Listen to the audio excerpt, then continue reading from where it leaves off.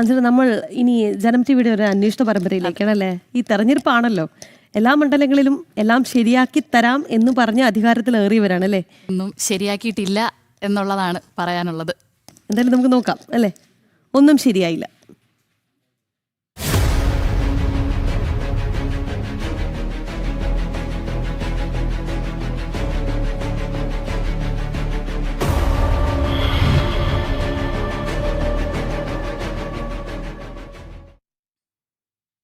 കേരളം അതിദാരിദ്ര്യമുക്തമെന്ന് അവകാശപ്പെടുമ്പോഴും ജീവിക്കാൻ പാടുപെടുന്ന കുറേ മനുഷ്യരുണ്ട് വയനാട് മാനന്തവാടിയിൽ. കുടിക്കാൻ പോലും തുള്ളി വെള്ളമില്ലാതെ കിലോമീറ്ററുകൾ താണ്ടി കുന്നിൻ മുകളിൽ നിന്നുമാണ് നൂറുകണക്കിന് കുടുംബങ്ങൾ കുടിവെള്ളം കൊണ്ടുവരുന്നത്. വീടുകളിൽ വൈദ്യുതി ഇല്ലാത്തതും ഇവരുടെ ജീവിതം ദുരിതപൂർണ്ണമാക്കുന്നു. വയനാട് ജില്ലയിലെ മാനന്തവാടി എടപ്പടി ഉന്നതിയിൽ നിന്നും ശിവദാസ് കന്മൻ തയ്യാറാക്കിയ റിപ്പോർട്ടിലേക്ക്. തിരഞ്ഞെടുപ്പ് പ്രചാരണ പ്രവർത്തനങ്ങളൊക്കെ മുന്നേറിക്കൊണ്ടിരിക്കുകയാണ്. ഓരോ സ്ഥാനാർത്ഥികളും പ്രചാരണത്തിൽ സജീവമായി തന്നെ രംഗത്തുണ്ട്. ഞാനിപ്പോൾ നിൽക്കുന്നത് മാനന്തവാടി നിയമസഭാ മണ്ഡലത്തിലാണ്. വയനാട് ജില്ലയിലാണ് മാനന്തവാടി നിയമസഭാ മണ്ഡലം.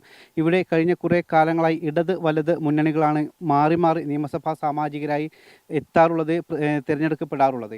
പക്ഷേ മാനന്തവാടി എന്ന് പറയുന്നത് വളരെ അവികസിതമായ ഒരു നിയമസഭാ മണ്ഡലം കൂടിയാണ്. നിരവധി വനവാസി കുടുംബങ്ങൾ അടക്കം തിങ്ങിപ്പാർക്കുന്ന ഒരു നിയമസഭാ മണ്ഡലം കൂടിയാണ് മാനന്തവാടി. നിരവധി അടിസ്ഥാന പ്രശ്നങ്ങൾ ഉണ്ട്. കുടിവെള്ളം പോലും ഇല്ലാത്ത നിരവധി സ്ഥലങ്ങൾ ഉണ്ട്. വൈദ്യുതി ഇല്ലാത്ത നൂറുകണക്കിന് വീടുകൾ ഇവിടെയുണ്ട്. നമുക്ക് ആ ദൃശ്യം ഇപ്പോൾ ഈ കാണുന്ന, അതായത് ഒരു ഉയർന്ന ഒരു സ്ഥലത്ത്, ഒരു കുന്നിൻ പ്രദേശത്തുള്ള ഒരു സ്ഥലത്തെ ഒരു കുടിവെള്ള സ്രോതസ്സാണ് നമ്മൾ ഈ കാണുന്നത്. ഈ വെള്ളത്തിൽ നിന്നും അതായത് കട്ടി കൂടിയ ഒരു വെള്ളം കൂടിയാണ് ഇത്. ഈ വെള്ളം വേണം ഇവർക്ക് കുടിക്കുന്നതിന് വേണ്ടി ഉപയോഗിക്കാൻ. അതും കിലോമീറ്ററുകൾ നടന്നു വന്ന് അത് കുടത്തിൽ എടുത്ത് പിന്നീട് വീടുകളിലേക്ക് പോകുന്നു. അങ്ങനെ അവർ ഉപയോഗിക്കുന്നു. അത്രയും വളരെ ദുരിതവും വളരെ കഷ്ടപ്പാടുമുള്ള നിരവധി കുടുംബങ്ങൾ ആണ് ഈ വെള്ളം ഉപയോഗിക്കുന്നത്. ഇങ്ങനെ ചെറിയ ചെറിയ കുഴികൾ എടുത്താണ് ഇവരുടെ അടിസ്ഥാന ആവശ്യങ്ങൾക്കടക്കം നിർവഹിക്കുന്നതിന് വേണ്ടി കുടിവെള്ളം എടുക്കുന്നത്. നമുക്ക് ഇവരോട് തന്നെ, ഇവിടെ നാട്ടുകാർ തന്നെ ഉണ്ട്, ഇവരോട് തന്നെ ഇതിൻ്റെ ബുദ്ധിമുട്ടുകളും കാര്യങ്ങളുമൊക്കെ ചോദിക്കാം. ഈ കുടിവെള്ളത്തിന് വലിയൊരു ബുദ്ധിമുട്ട് തന്നെയല്ലേ ഇവിടെ ഉള്ളത്? എത്രത്തോളം ബുദ്ധിമുട്ട്, എത്ര കാലമായിട്ട് ഒരു ബുദ്ധിമുട്ട് അനുഭവിക്കുന്നത്?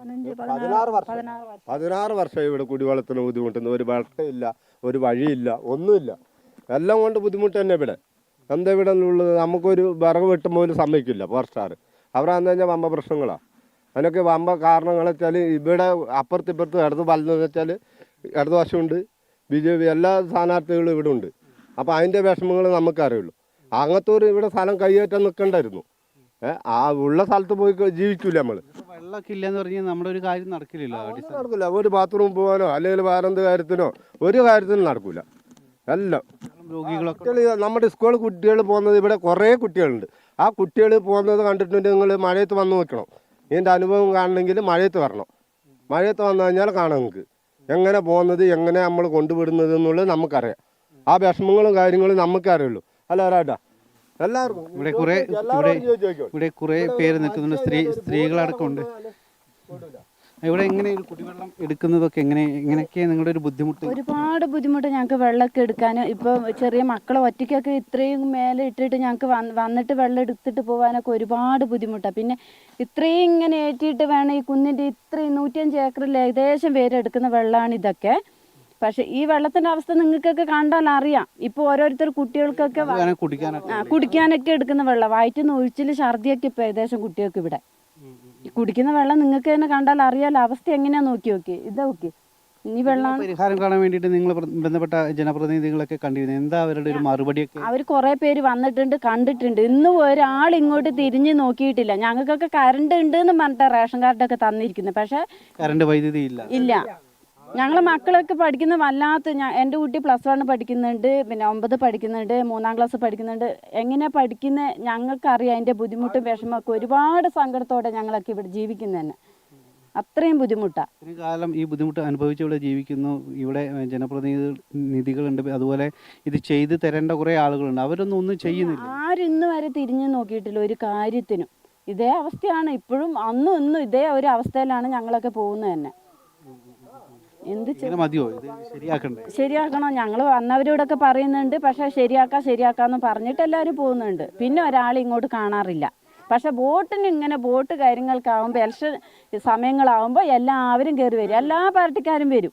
അവരുടെ കാര്യങ്ങൾക്ക് മാത്രം. കാര്യം കഴിഞ്ഞാൽ പിന്നെ അവർ ആരിങ്ങോട്ട് പിന്നെ അവരോട് പറയുമ്പോൾ എന്താണെന്ന് പറഞ്ഞാൽ ഞങ്ങൾക്ക് ഈ കുന്ന് കയറി വരാൻ പറ്റില്ല. ആ വോട്ട് സമയത്ത് ഇലക്ഷൻ സമയത്ത് അവർക്ക് കുന്ന് കയറാം, അത് കഴിഞ്ഞ് ആർക്കും ഇങ്ങോട്ട് കയറാനാവില്ല. കട്ടറാണ്, എങ്ങനെ കയറുന്നത്, ഞങ്ങൾക്ക് കാലിന് വയ്യ, കൈക്ക് വയ്യ, ഞങ്ങളെന്താ ചെയ്യണ്ടേ?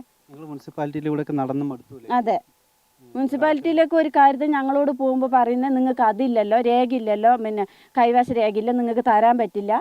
ഇവർ തന്നാലല്ലേ ഞങ്ങൾക്കുള്ളൂ. പക്ഷെ അവരതിങ്ങോട്ട് ചെയ്ത് തരുന്നില്ല. ഞങ്ങൾക്ക് പിന്നെ പരമാവധി പറയാനല്ലേ പറ്റുള്ളൂ, ഞങ്ങൾക്ക് പോയിട്ട് ചെയ്യാൻ പറ്റില്ലല്ലോ. ഇതാണ് ഇവിടുത്തെ ഒരു സാഹചര്യം. അതായത് മാനന്തവാടി നിയമസഭാ മണ്ഡലത്തിലെ ഒരു നേർക്കാഴ്ചയാണ് നമ്മൾ ഇപ്പോൾ ഈ കാണുന്നത്. നിരവധി വനവാസി കുടുംബങ്ങൾ താമസിക്കുന്ന ഇവിടെ വൈദ്യുതിയില്ല, കുടിക്കാൻ തുള്ളി വെള്ളം പോലുമില്ല. അങ്ങനെ വളരെ ബുദ്ധിമുട്ടി ജീവിക്കുന്ന കുറേ ആളുകളാണ് ഇവിടെയുള്ളത്. വോട്ടിന് മാത്രം അവർ കുറേ ആളുകൾ ആ സമയത്ത് തിരഞ്ഞെടുപ്പ് കാലത്ത് ഇങ്ങോട്ട് വരും. എന്നിട്ട് വോട്ട് അഭ്യർത്ഥിച്ച് പിന്നീട് അതിനുശേഷം തിരഞ്ഞെടുക്കപ്പെട്ടാൽ പിന്നീട് തിരിഞ്ഞു നോക്കുന്നില്ല എന്നാണ് ഇവർ പറയുന്നത്. എന്തായാലും മാനന്തവാടി ശരിയാക്കി കഴിഞ്ഞു എന്നുള്ളതാണ് അവരുടെ ഏറ്റവും പരമാവധിയാണ് ഈ മാനന്തവാടിയിലുള്ള ഈ ദൃശ്യങ്ങൾ നമുക്ക് മുന്നിൽ കാട്ടിത്തരുന്നത് എന്നുള്ളതാണ്. ഇതൊക്കെയാണ് അവർ ചെയ്യാൻ പോകുന്നത്. ഇത് തന്നെയാണോ നിങ്ങൾക്ക് തുടർന്ന് പോകേണ്ടത് എന്നുള്ളത് എന്നാണ് നമുക്ക് ഈ രീതിയിലാണെങ്കിൽ കൂടുതൽ ശരിക്ക് തരല്ലേ എന്നാണ് പറയാനുള്ളത്. എന്തായാലും വളരെ പ്രധാനപ്പെട്ട ഒരു റിപ്പോർട്ടിലേക്കാണ്. കേരളത്തിൽ രാഷ്ട്രീയ പാർട്ടികൾ നിലനിൽക്കണമെങ്കിൽ വർഗീയ ശക്തികളുടെ ഒരു കൂട്ട് അല്ലെങ്കിൽ വർഗീയ ശക്തികളുടെ ആവശ്യമുണ്ടോ? എന്താ തോന്നുന്നത് രാഖി? എന്തായാലും വേണം എന്നാണ് CPM-ഉം കോൺഗ്രസും അവർ പരസ്യമായി തന്നെ പറയുന്നത് എന്നുള്ളതാണ്. കാരണം എന്നാൽ മാത്രമേ അവർക്ക് മുന്നോട്ട് പോകാൻ സാധിക്കുള്ളൂ എന്ന് അവർ തന്നെ പരസ്യമായി പറയുന്നുണ്ട്.